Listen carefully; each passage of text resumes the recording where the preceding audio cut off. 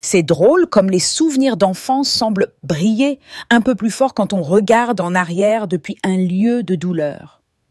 Quand je pense à la maison où j'ai grandi, cette grande maison coloniale blanche, dans une rue calme, juste à l'extérieur de Boston, je me souviens de courir pieds nus sur des parquets polis, de l'odeur douce, du gâteau au citron, de ma mère flottant dans l'air, et des rires résonnants et de tous les coins.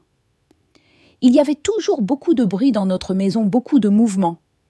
Mon frère Jacob avait 2 ans de plus que moi, toujours plus grand, plus rapide, plus sûr de lui. Mais malgré nos différences, je pensais que nous étions une équipe. Je le pensais vraiment. Même lorsque nous nous chamaillions pour des choses stupides, comme à qui était le tour de nourrir Max, notre vieux Golden Retriever, ou qui obtiendrait la dernière part de pizza, j'avais l'impression qu'il y avait un fil qui nous reliait, un lien d'enfance partagé, incassable et solide. Je me souviens d'après-midi passés, étalés sur le tapis du salon avec Jacob construisant des châteaux, avec des blocs de bois ou faisant courir des petites voitures dans des cercles vertigineux.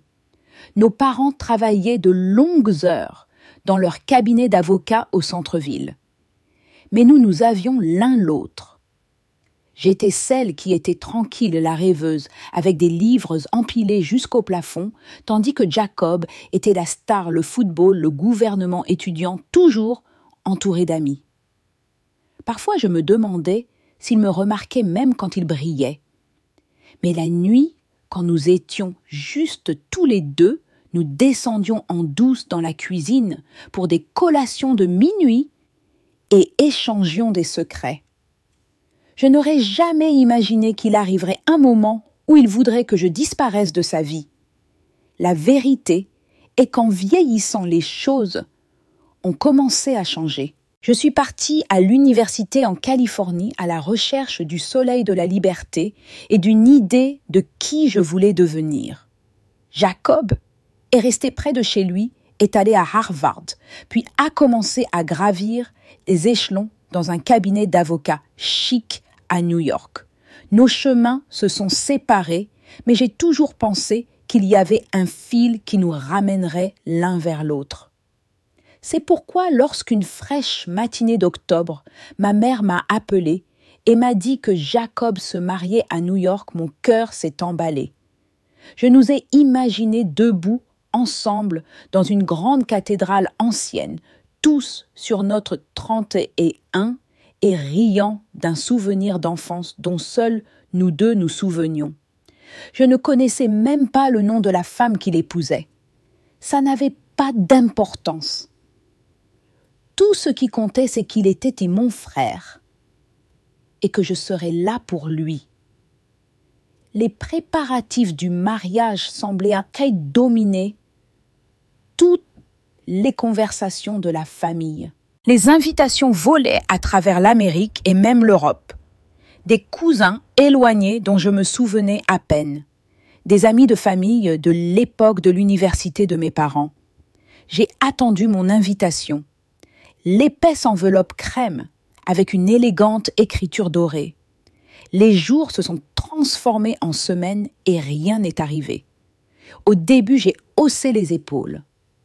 Peut-être qu'elle s'était perdue dans le courrier. Je me suis dit que Jacob voulait peut-être me faire une surprise spéciale.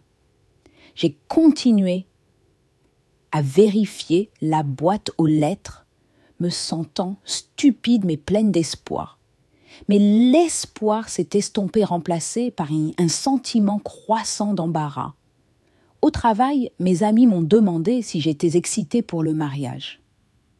J'ai marmonné quelque chose sur le fait d'être occupée, de ne pas connaître les détails. La vérité est que je ne savais rien du tout. Personne de ma famille n'a appelé pour me demander si je venais pas, même mes parents. J'ai essayé de l'ignorer, me concentrant sur l'entreprise que j'avais bâtie à partir de 0 Blue Sky Charters, ma flotte de jets privés qui m'emmenait de Los Angeles à Londres et vice-versa. Mais dans les moments calmes, je me surprenais à fixer de vieilles photos, me demandant ce que j'avais fait pour mériter d'être exclue. Finalement, je n'ai plus supporté le silence.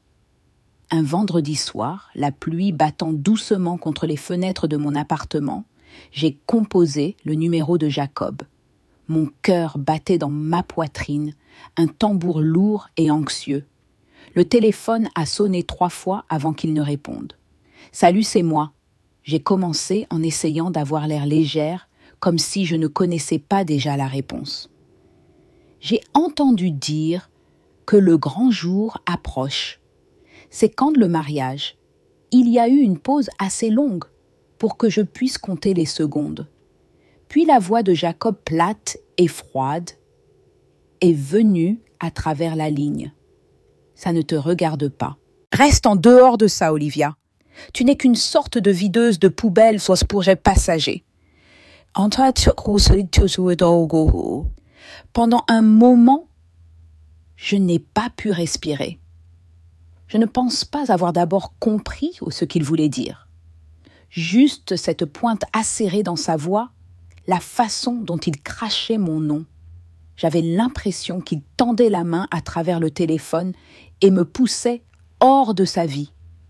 Mon esprit s'est emballé, rejouant les années d'anniversaire, partagées de dîners, de famille, les fois où je l'avais défendu quand maman était en colère à cause de mauvaises notes ou de fenêtres cassées. Et maintenant, je n'étais rien pour lui. Je crois, j'ai réussi, mais ma voix semblait petite comme celle d'un enfant. « Tu m'as bien entendu, a-t-il dit. « Reste loin. » Il a raccroché avant que je puisse dire un mot de plus. J'ai regardé mon téléphone, la lueur de l'écran flou à travers mes larmes. Je ne pleure pas facilement, mais cette nuit, là, je l'ai fait. Ce n'était pas juste de manquer une fête, c'était d'être effacée de ma propre famille. De réaliser avec une clarté brutale que Jacob ne voulait pas de moi au jour le plus important de sa vie. Et n'y semblait-il personne d'autre. J'ai pensé à appeler mes parents, mais même dans ma douleur, je savais ce qu'ils diraient. Papa me dirait de ne pas le prendre personnellement. Maman insisterait sur le fait que c'était pour le mieux, que peut-être j'avais été trop distante pendant trop longtemps. Il était plus facile pour eux si j'étais juste la sœur de l'autre côté du pays, celle avec la tête dans les nuages, pilotant des jets de ville en ville.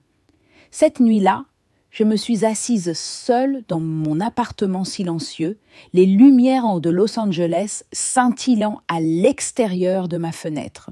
Pour la première fois depuis des années, je me suis laissée me souvenir de la fille que j'avais été dans cette grande maison blanche à Boston. La fille qui croyait que sa famille aurait toujours une place pour elle, peu importe à quelle distance elle volait. Mais les choses changent. Les gens changent. Et parfois ceux qui devraient vous aimer le plus sont les premiers à vous repousser. Je me suis couchée avec les mots de Jacob résonnant dans mon esprit. Juste une sorte de videuse de poubelle pour passagers. Ça m'a blessée, non pas parce que c'était vrai, mais parce qu'il y croyait. Parce que mon frère ne pouvait pas voir la femme que j'étais devenue. La femme qui a construit un empire dans le ciel, qui a appris à voler par elle-même. Alors que je m'endormais, je me suis promis une chose. Je ne laisserai pas son rejet me définir. Si j'étais juste une videuse de poubelle pour passagers dans une histoire, alors je commencerais à raconter la mienne. Et c'est ainsi que cette nuit-là, j'ai commencé à réaliser que la famille n'est pas toujours une question de sang. C'est parfois une question de qui croit en vous et de qui vous devenez quand le monde vous tourne le dos. Je ne le savais pas encore, mais être exclu du mariage de Jacob allait tout changer pour nous deux. Après mon appel avec Jacob, je n'ai pas dormi. Pas vraiment. J'ai passé la majeure partie de cette nuit à fixer le plafond, laissant les mots rejouer dans mon esprit. Juste une sorte de videuse de poubelle pour passagers. Il y a un certain type de douleur que seule la famille peut vous infliger. Une douleur si vive qu'elle coupe tout ce que vous pensiez vrai. J'ai continué à penser que c'était peut-être une erreur, une mauvaise journée ou un malentendu ridicule. Jacob et moi, nous étions toujours disputés, mais nous étions toujours une famille, n'est-ce pas? Sûrement que si j'expliquais ce qui s'était passé, mes parents comprendraient. Peut-être qu'ils lui parleraient, même arrangeraient les choses. Nous ramèneraient tous à la table comme autrefois. Alors le lendemain matin, avec des cernes sous les yeux et une boule dans l'estomac, j'ai pris mon téléphone et j'ai appelé la maison de mes parents à Boston. La sonnerie familière a fait battre mon cœur. Un afflux d'espoir et de peur se mêlait. Je m'attendais à ce que ma mère réponde, mais c'est mon père qui a décroché après la deuxième sonnerie. Sa voix était bourrue comme d'habitude. « Bonjour, salut papa. C'est moi Olivia », j'ai dit, en essayant de paraître normale, comme si rien n'allait mal, comme si je n'avais pas passé la nuit à pleurer. « Liv, nous parlions justement de toi. Comment ça va en Californie ?» Il y avait un cliquetis lointain en arrière-plan. Peut-être le bruit de la vaisselle ou de ma mère qui s'affairait dans la cuisine. J'ai avalé difficilement. « Je peux te parler une seconde, c'est à propos de Jacob. » J'ai essayé de garder ma voix ferme, mais je sentais déjà ma poitrine se serrer. Il devait l'avoir entendu aussi car il a soupiré comme il le faisait toujours quand il sentait le drame arriver. « Qu'est-ce qu'il y a avec ton frère ?» J'ai pris une profonde inspiration et je lui ai tout raconté. Comment Jacob m'avait exclu de son mariage. La façon dont il m'avait parlé, à quel point cela faisait mal. Je n'ai rien omis. J'ai même dit les mots exacts que Jacob avait utilisés, espérant peut-être que papa les entendrait et que réaliserait d'Ahaléa à quel point il se aimante cruellement. Mais quand j'ai terminé, il y a eu un long silence. Puis, papa a éclaté de rire, fort et désinvolte, le genre qui blesse plus que n'importe quelle insulte. Il a raison, Olivia. Tu as toujours été plus intéressée par le fait de ranger après les autres que par le fait de faire quelque chose pour toi-même. Les mots-ci m'ont frappé comme une gifle. Pendant un instant, je n'ai même pas pu parler. J'avais appelé à la recherche de réconfort, d'un peu de cette ancienne chaleur qui remplissait autrefois notre maison. Au lieu de cela, j'ai eu des rires. J'ai été rejetée. Avant que je puisse dire quoi que ce soit, la voix de ma mère s'est jointe faible mais claire à travers le haut-parleur. Tu sais, Toulouse, le monde n'est pas fait pour les grands honneurs. Ne le prends pas trop personnellement, chérie. Jacob a beaucoup à gérer. Peut-être que tu devrais te concentrer sur ta propre vie au lieu de t'inquiéter pour la sienne. Voilà, ma place dans la famille résumée en 2 phrases. Pour eux, j'étais toujours la fille tranquille, qui gardait ses distances, qui ne s'intégrait jamais vraiment. J'étais celle qui avait quitté Boston pour la Californie et n'était jamais vraiment revenue, sauf pour Noël, ou un mariage occasionnel restant toujours en marge des photos de famille. Ils ne savaient pas qui j'étais devenue. Ils n'ont jamais demandé ce que je faisais dans l'Ouest, comment j'arrivais à voyager entre Los Angeles et Londres chaque mois, ou pourquoi je travaillais si dur. À leurs yeux, j'étais toujours Olivia, la fille, la tête dans les nuages, un peu perdue, un peu décevante. Même adulte, avec ma propre entreprise, ma propre maison et une vie que j'avais construite à partir de rien, c'était comme si je n'avais pas vraiment grandi. Pas à leurs yeux. Pendant un bon moment, j'ai pensé à me défendre, à leur dire la vérité. J'ai eu envie de crier « Je ne range pas après les autres ». Je possède une entreprise, j'emploie des gens, je déplace des millions de dollars chaque année. J'ai construit quelque chose de réel. Les mots sont restés coincés dans ma gorge. À quoi bon ils avaient déjà décidé qui j'étais? Mon histoire ne rentrait pas dans les petites cases bien rangées qu'ils avaient dessinées autour de moi. J'ai senti quelque chose se briser en moi. Mais au lieu de douleur, c'était comme si un poids se levait enfin. Peut-être que j'en avais fini d'essayer de faire mes preuves auprès de personnes qui ne se souciaient pas de me connaître. Alors je l'ai dit calmement, plus calmement que je ne me sentais. Très bien, nous n'avons plus de relation maintenant. Bonne chance pour le mariage. Il y a eu un autre long silence. J'ai cru entendre ma mère haleter, mais je n'ai pas attendu qu'elle se remette. J'ai mis fin à l'appel et j'ai posé mon téléphone sur la table de la cuisine. Mes mains tremblaient, mais je me sentais étrangement libre. Pendant des années, j'avais essayé si fort de gagner leur approbation, d'être la fille qu'ils voulaient, la sœur qui se présentait et jouait son rôle. Et qu'est-ce que cela m'avait apporté? Une place à la table des enfants. Même à 30 ans, le soleil du matin traversait le sol pendant que j'étais assise seule dans mon appartement de Los Angeles. Cela aurait dû être triste, mais ça ne l'était pas. Au lieu de cela, j'ai eu l'impression qu'un nouveau chapitre commençait. Peut-être que la famille n'était pas ce que je pensais. Peut-être, juste peut-être, était-il acceptable de s'éloigner des gens qui refusaient de vous voir. Les heures ont passé pendant que je pensais à toutes les façons dont je m'étais pliée pour rentrer dans le moule que ma famille attendait. J'ai pensé aux fois où j'avais traversé le pays pour des anniversaires, des fêtes, des réunions de famille, toujours prudente, toujours silencieuse, ne voulant jamais troubler le délicat équilibre. Je me suis souvenu des voyages en famille au Cap, de la façon dont Jacob et mes cousins dominaient les conversations pendant que je restais en arrière-plan proposant d'aider à mettre la table ou à débarrasser après le dîner. J'étais utile, fiable, invisible. Mais plus maintenant.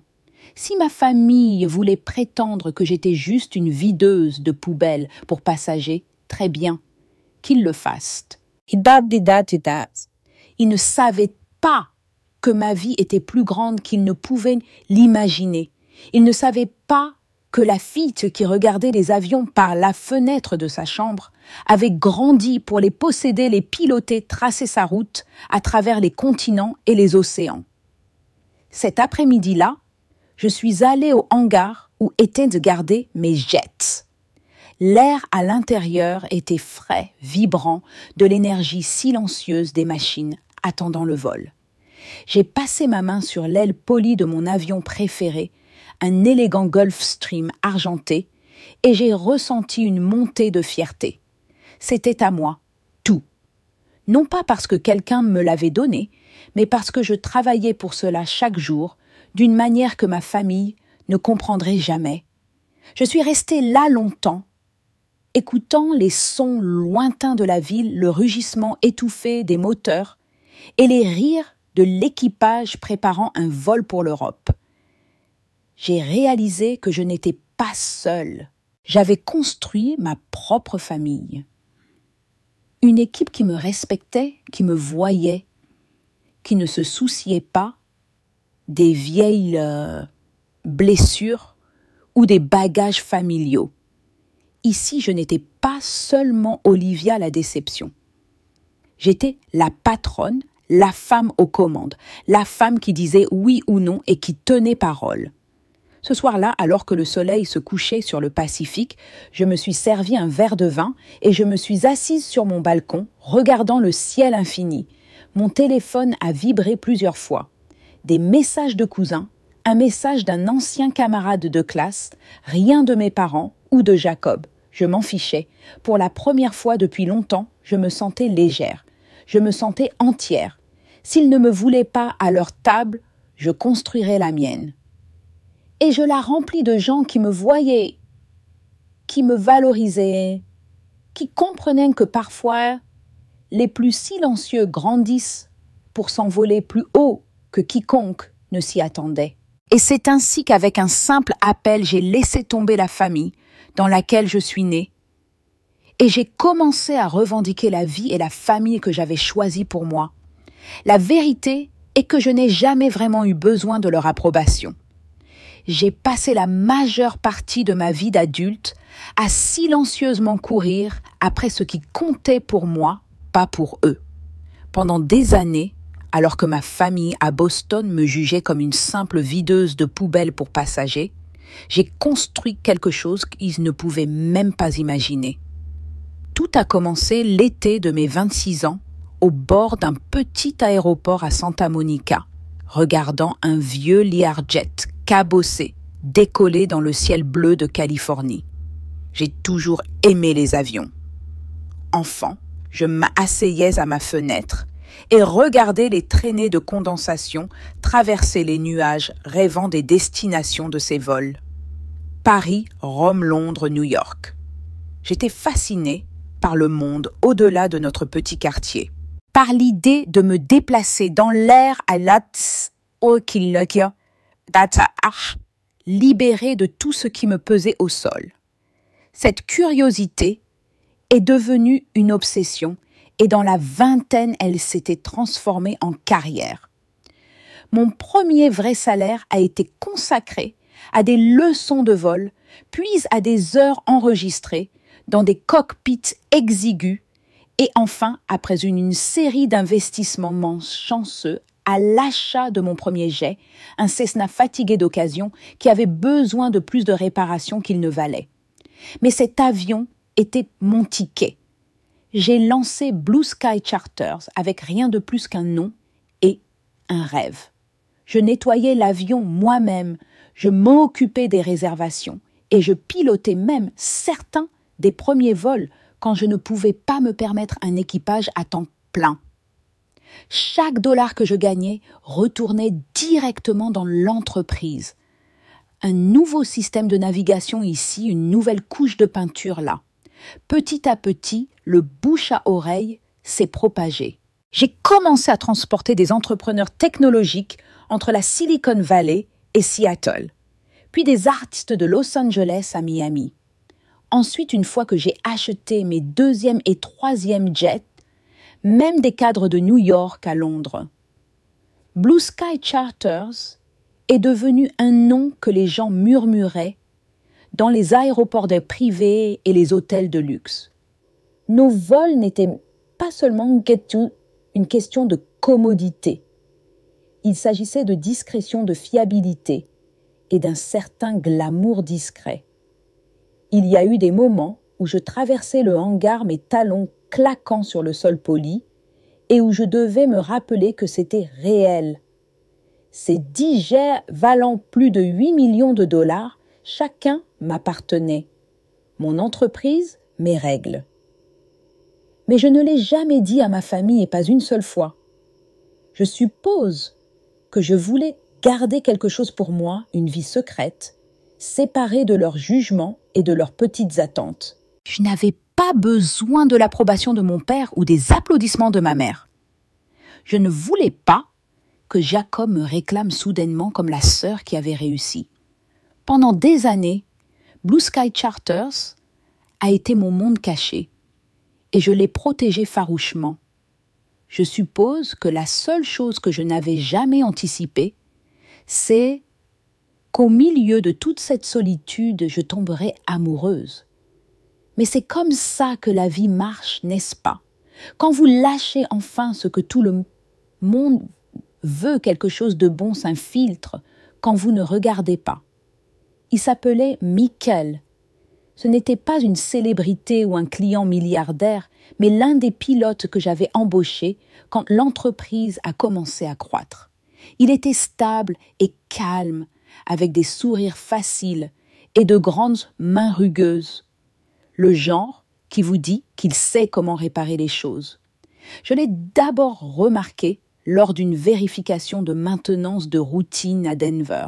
J'ai aidé l'équipage à remplacer une pièce défectueuse sur un Falcon 900, mes cheveux attachés de la graisse sur mon jean. La plupart des gens sont surpris de voir la propriétaire avec le coude plongé dans la graisse moteur, mais pas Michael. Il m'a juste tendu la bonne clé et a commencé à parler de la façon dont les montagnes près de sa ville natale dans le Colorado lui avaient en fait tomber amoureux du vol. Ça ne s'est pas fait tout de suite, mais au fil des mois, une amitié s'est développée. Nous parlions de tous des avions, de la musique de nos familles, de nos espoirs pour l'avenir.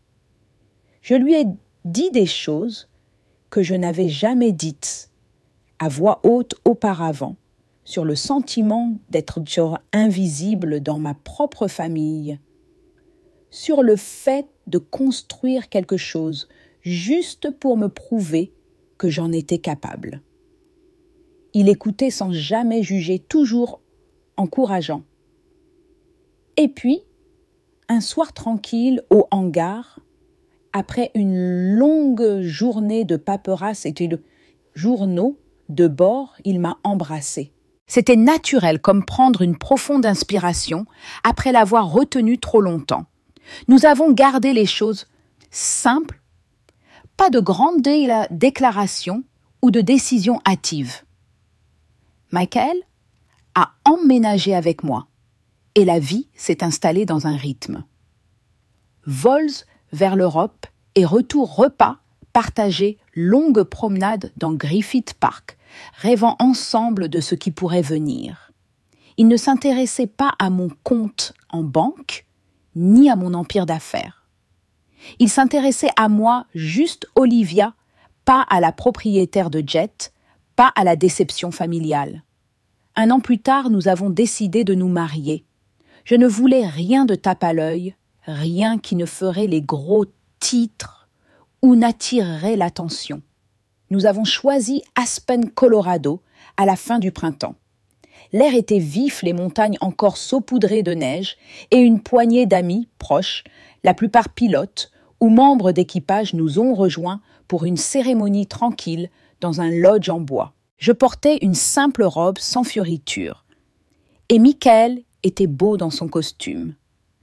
Nous avons écrit nos vœux, promettant honnêteté, patience, et de toujours nous maintenir mutuellement sur le bon chemin même lorsque nous étions à 1000 mètres au-dessus du monde.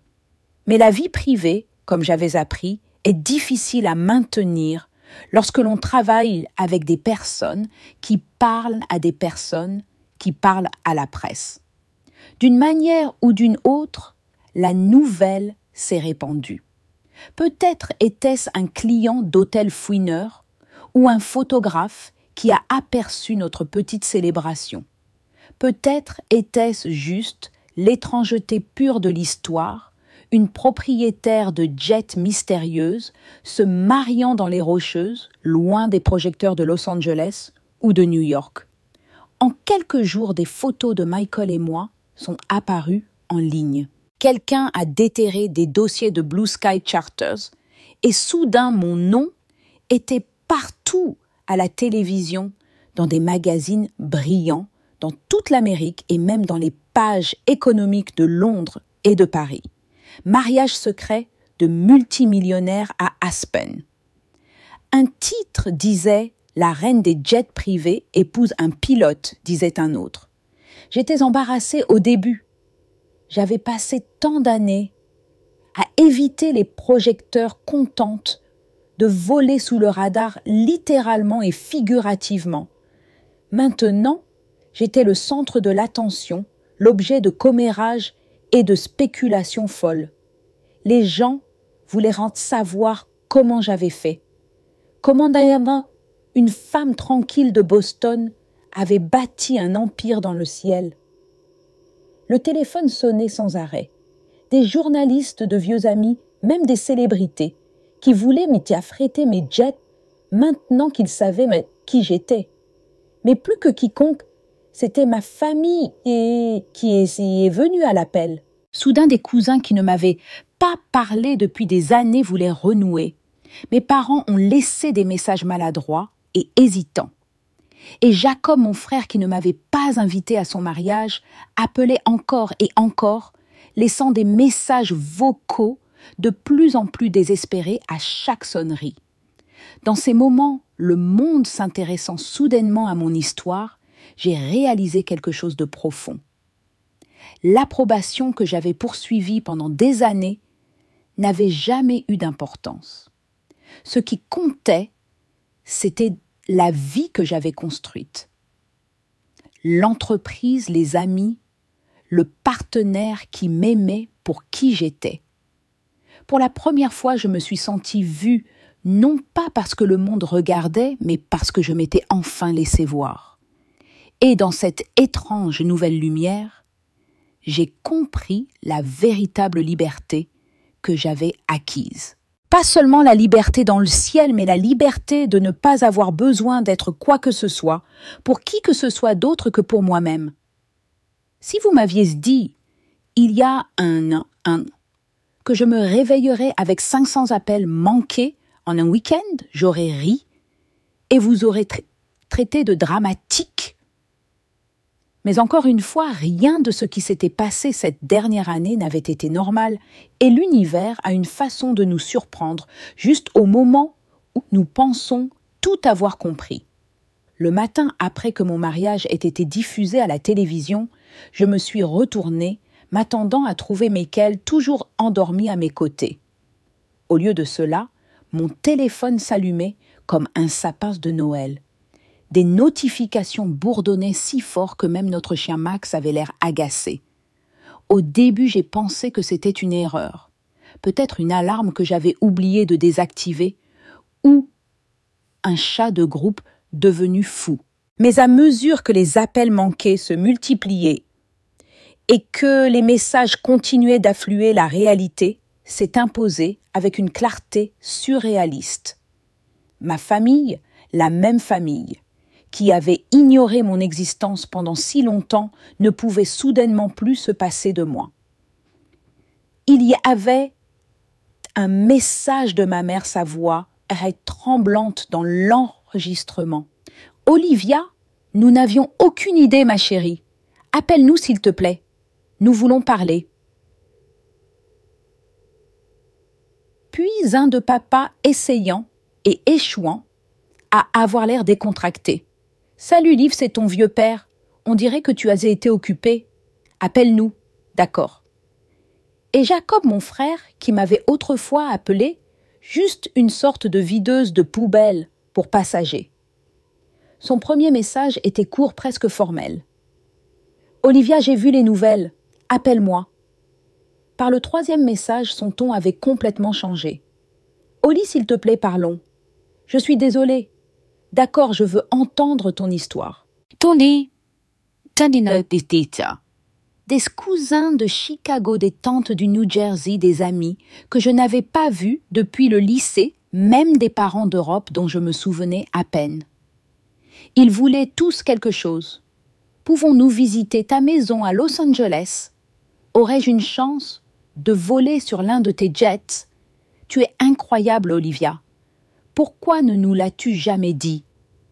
C'était comme si du jour au lendemain, les mêmes personnes qui m'avaient rejeté et sous-estimé décidaient que j'étais soudainement digne de leur attention.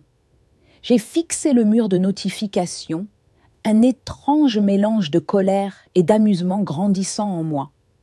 Ce n'était pas que je ne les aimais pas d'une certaine manière profonde et ancienne. Les liens familiaux sont obstinément profonds, comme des racines sous la surface de votre vie. Mais à ce moment-là, tout ce dont je pouvais me souvenir, c'était le son de leur rire quand j'ai appelé pour obtenir du soutien. Le ton froid dans la voix de mon frère et la façon dont mes parents me voyaient toujours comme quelqu'un de petit et d'ordinaire. Soudain, tout cela semblait très lointain. Les messages continuaient d'arriver toute la journée et une partie de la suivante. À un moment donné, J'ai posé mon téléphone sur le comptoir de la cuisine et j'ai regardé l'écran se remplir d'appels. 5, 10, 20 de suite. Chacun un rappel des années où j'avais attendu qu'ils me remarquent et qu'ils soient fiers de moi. Pas pour ce que je pouvais faire pour eux, mais pour qui j'étais. Maintenant que j'avais quelque chose qu'ils voulaient, une histoire, un jet, un billet pour un monde qu'ils n'auraient jamais imaginé. J'étais l'enfant d'or. Michael me regardait avec une douce préoccupation, me laissant décider comment gérer tout cela. Il ne m'a jamais dit quoi faire ni offert de conseils, sauf si je le demandais. Au lieu de cela, il a préparé du café et fait des pancakes, fredonnant une vieille chanson des Beatles, pendant que je restais là, les bras croisés, le cœur battant, la chamade. Pour la première fois de ma vie, j'avais l'impression de pouvoir simplement exister. Pas d'explication, pas de performance. La vérité est que je ne voulais appeler personne en retour. Je savais que si je répondais, les conversations porteraient sur eux. Ils voudraient savoir comment j'avais construit mon entreprise, combien d'argent j'avais et pourquoi je l'avais gardé secret. Ils voudraient m'en voir mes jets, un week-end à Los Angeles, une partie de cette vie à laquelle ils ne se sont jamais intéressés, jusqu'à ce qu'elle fasse la une des journaux. Je pouvais déjà imaginer les questions. Peux-tu nous emmener à Paris le mois prochain? Connais-tu des célébrités? Peut-être peux-tu investir dans ma nouvelle idée d'entreprise? Mais j'en avais fini d'être une passagère dans ma propre histoire. Trop longtemps, j'avais laissé leurs opinions diriger le cours de ma vie. Maintenant, j'avais tout ce dont j'avais besoin. Une entreprise que j'aimais, un partenaire qui me voyait, une famille choisie qui célébrait mes victoires et me soutenait après mes échecs. Les gens qui riaient de moi avant ne méritaient pas de billets. Maintenant, j'ai réalisé avec une clarté qui m'a coupé le souffle que je ne leur devais rien. Ni mon histoire, ni mon argent, ni même une réponse. Alors j'ai laissé le téléphone sonner. J'ai regardé les appels s'accumuler, les messages devenir plus longs et plus insistants. J'ai écouté les messages, entendu le regret et le désir dans leur voix, mais je n'ai pas décroché. J'ai passé ce week-end avec Michael à marcher dans les collines au-dessus de la ville, respirant l'air vif et pur. Nous avons parlé de l'avenir de nos prochains voyages, des nouvelles routes que nous voulions ouvrir pour Blue Sky Charters et de la possibilité de fonder notre propre famille un jour. Pour une fois, le passé n'avait pas d'importance. Les vieilles blessures, les déceptions familiales les années passées, a essayé de m'intégrer. Elles ressemblaient à l'histoire de quelqu'un d'autre. Parfois, je me demande ce qui se serait passé si j'avais rappelé. Peut-être y aurait-il eu des excuses. Peut-être y aurait-il eu plus de rire, le genre qui fait plus mal que ne guérit. Ou peut-être que les choses seraient revenues exactement comme elles ont toujours été moi à l'extérieur, regardant par la fenêtre pendant qu'ils dînaient ensemble. Mais je savais mieux maintenant. J'avais trouvé quelque chose de mieux que leur approbation. J'avais trouvé la liberté. Dans les semaines qui ont suivi, l'histoire s'est calmée. Le monde est passé à la prochaine manche et mon téléphone est redevenu silencieux. C'était autre. De temps en temps, un cousin ou un vieil ami envoyait un message testant le terrain, mais je répondais seulement quand je le voulais à mes conditions. J'ai volé à travers le pays et par-dessus l'Atlantique, regardant les villes d'Amérique et d'Europe défiler sous mes ailes. Là-haut, dans le ciel, le monde semblait paisible et infini. Et j'ai compris que la famille n'est pas seulement une question de sang ou de tradition. C'est une question de qui se tient à vos côtés lorsque le ciel s'assombrit. Qui vous aide à construire la vie dont vous rêvez même lorsque tout le monde dit que c'est impossible. Mon équipage est devenu ma famille. Les pilotes et les hôtesses de l'air qui se présentaient jour après jour, qui riaient avec moi dans le hangar et partagèrent des repas tranquilles entre les vols. Michael, qui m'aimait pour qui j'étais. Pas la propriétaire de jet, pas la fille prodigue, juste Olivia. Et peut-être d'une manière étrange même mon chien Max, qui ne s'est jamais intéressé à l'argent, aux gros titres ou aux drames familiaux, juste à se blottir à mes côtés à la fin de la journée. Si je suis honnête, je ne changerai rien à tout cela. Pas le rejet, pas la douleur, pas même les moments de solitude. Chaque tournant de l'histoire m'a amené ici dans cette vie que j'ai construite de mes propres mains. Et si le fait d'être juste une videuse de poubelles pour passagers m'a appris quelque chose, c'est que parfois, les gens qui vous jettent finissent par manquer les meilleures parties de votre histoire. En fin de compte, j'ai appris que je ne ramassais jamais de déchets. Je ramassais la liberté et construisais un avenir où la seule approbation dont j'avais besoin était la mienne. Et c'est, je suppose, ainsi que les rires de ma famille sont devenus ma plus grande leçon. Le ciel est vaste et ouvert, et je le parcours à mes conditions maintenant.